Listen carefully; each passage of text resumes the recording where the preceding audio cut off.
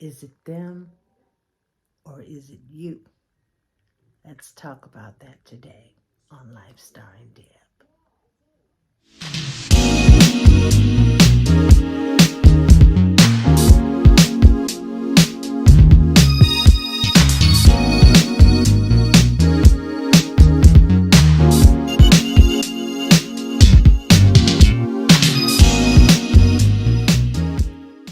Hey there. Hi, it's your girl Deb. Thank you for tuning in today as we continue our conversation about friendships. Those of you that this is your first time joining us, thank you for coming. I hope you come back. I hope you bring a friend, and I hope you subscribe at the end of this episode so that you will continue to have dialogue with me surrounding subjects that are important to us, women that are aging. And actually, these episodes can benefit anybody. So anybody can join in to this conversation, and I'm really happy to have you. So let's recap.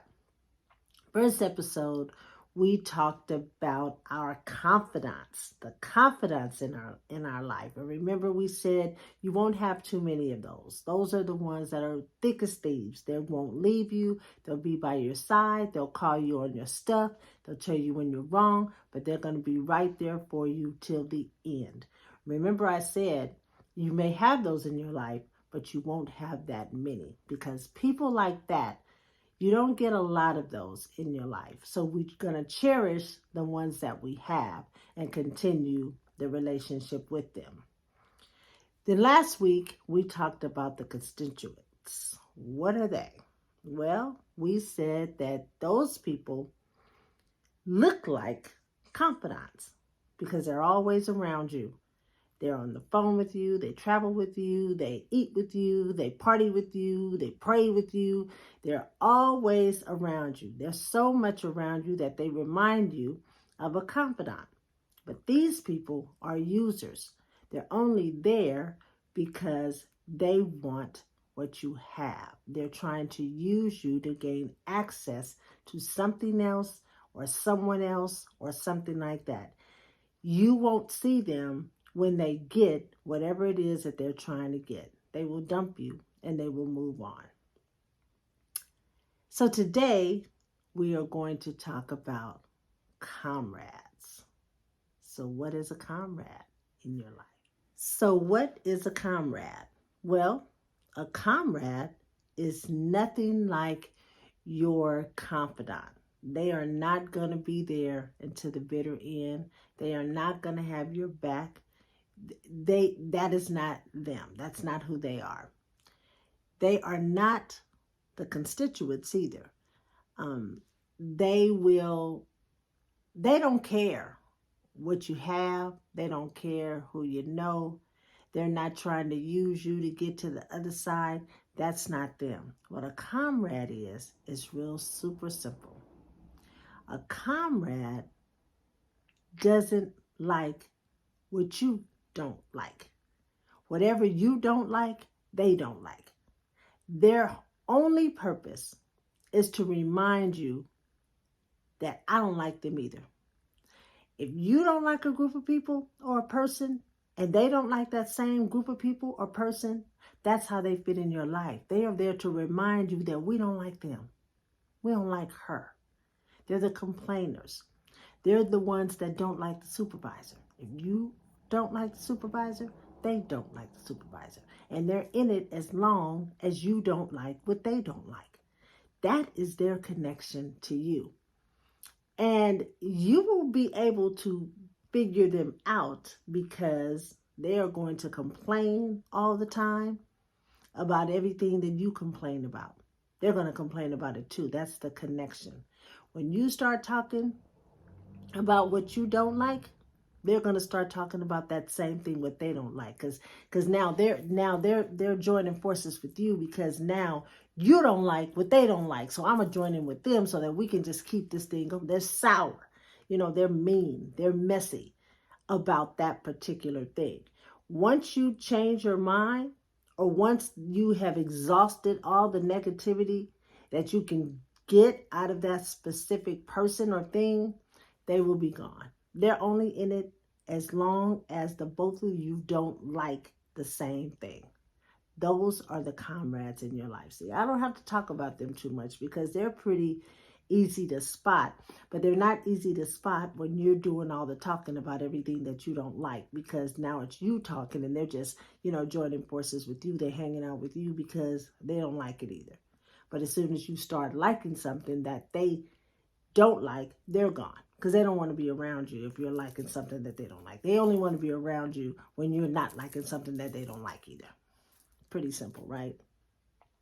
So those are the three types of people. Now, what I want you to understand is everybody doesn't fit into one of those categories. I mean, these are what I spoke about were people that appear to be in our life, in our circle. But everybody that we meet will not be in a specific category. And that's good, because we really shouldn't get into the habit of putting people in categories. I think that's where we go wrong, labeling people. Oh, this should be this in my life, or this should be this in my life. We need to allow our friendships to be what they are. We need to go into our friendships accepting people the way they are, and then deciding if this is a person that I want around in my life. You have to ask yourself, how does being around this person make me feel? If it makes me feel anxious, if my stomach hurts, if I feel sick when they come around, or just the thought of them calling, then that's not a person that you want in your life, because your body, your mind, your mental is telling you this is not a good fit. So we have to pay attention to the signals. And remember, friendship should be about building each other up, having fun, laughing, reminiscing, making memories that last, things like that. If it's not doing that in your life, then it really isn't a friendship. It's more like an acquaintance. Like, I know that person, but I don't really know that person, but I know that person, right? So again, let's pay attention to what our bodies and our mind are telling us about the people that we have around us. Not trying to put them in categories, but just paying attention to the, I don't know, or the, oh, okay. Because, sometimes we form opinions about people based on the opinions of other people, what other people may have about that person. And we decide, because someone else said that it's whatever it is, that we accept that, oh, well, so-and-so said, she said. And that's not cool. And that's not right. And we shouldn't do that. We should not form an opinion about somebody based on what somebody else feels about them, because whatever that other person feels about them, that is an experience that the two of them had. It doesn't have to have anything to do with you. But we do that all the time, because a lot of times we don't want to make our friends angry that now we're friends with somebody that they're not friends with. Now, I've seen that post a lot of times. It said something like, I don't F with anybody that F's with people that I don't F with. I beg to differ. I really do. Because if you had a bad experience with that person, that's your experience with that person. It's not my experience. So I am not going to shut the door on somebody that could be a potential blessing in my life, or a friend, because it didn't work out with you. And sometimes the problem is you. It's us. What kind of friend are we? So I've talked about everybody else, what everybody else is, what everybody else does. And now I'm going to turn the mirror on me. What do I bring to the table? What kind of friend am I? If someone were to ask about Deborah, what they say, I was a confidant, a constituent, a comrade, what would they say about me. So when you think about your friendships, you have to think that a real friend is happy for you. A real friend wants the best for you. So if you share some good news, something that really good has happened to you, and you share that with your friend, if that smile they had before now turns into a frown, if they cross their arms and look at you with that look, stop talking, because they're not happy for you. They could care less about whatever it is that you're happy about. That is not a real friend. And if you're not face to face, if you're telling them on the phone like you have some good news and you can't wait to tell your friend, and you call them and you're telling them and you're waiting for some kind of response, but it's just like dead air, like you just went through a no cell phone tower zone, and you're wondering, are you there? Are you there? If they're not saying, stop talking, because they're not interested in what you're interested in. And more importantly, they are not happy for you. And I think that is a characteristic of a person that is not really your friend.